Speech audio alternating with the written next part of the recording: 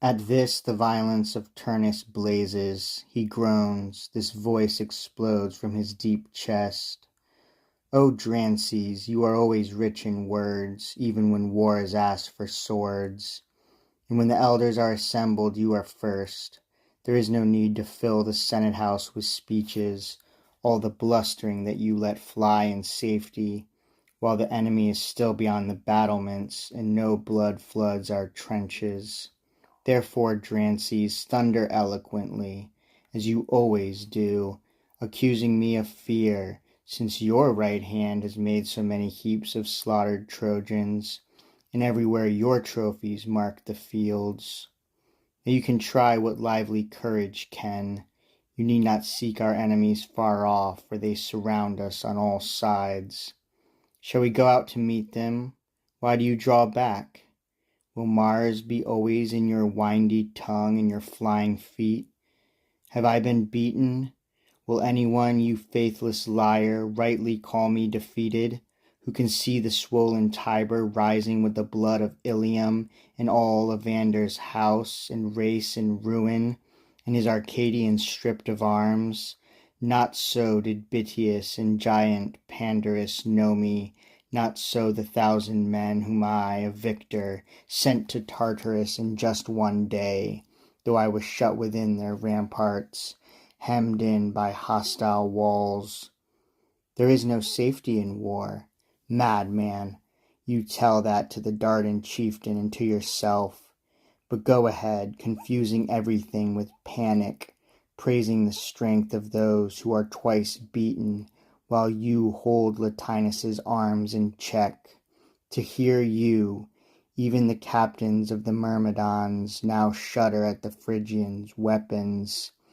Even the son of Tydeus, even the Laricean Achilles in the flow of Ophitis flies back from the Adriatic's waves. Just hear the sneaking cunning when he feigns himself as trembling at my menaces, embittering his calumny with terror. But do not be afraid. A life like yours will not be taken by me. It is yours, and let it keep its home within your breast.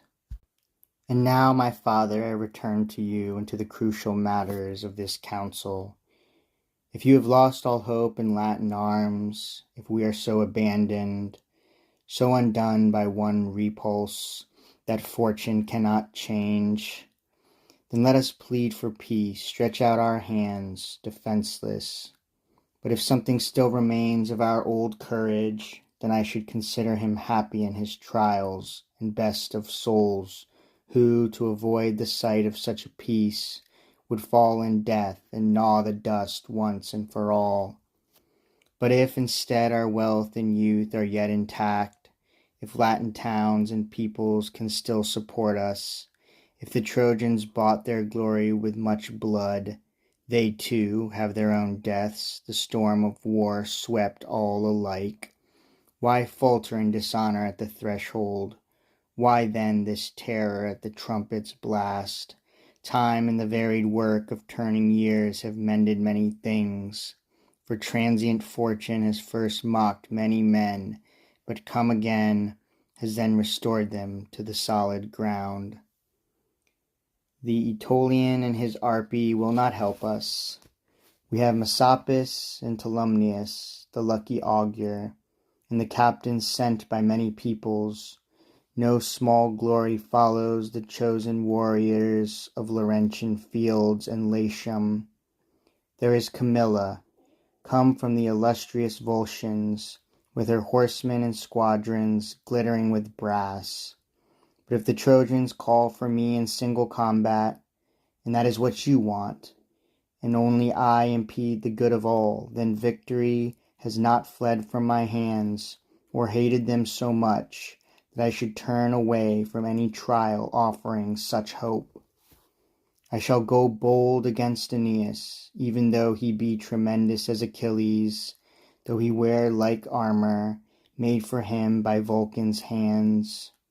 To you, the Latin elders and Latinus, the father of my bride, I, Turnus, second to no one of our ancestors in courage, have dedicated this my life. They say Aeneas calls on me alone. I pray that he may call. Do not let Drances fight instead of me, if either heaven's wrath is turned against us and demands a death, or there is glory to be gained by courage.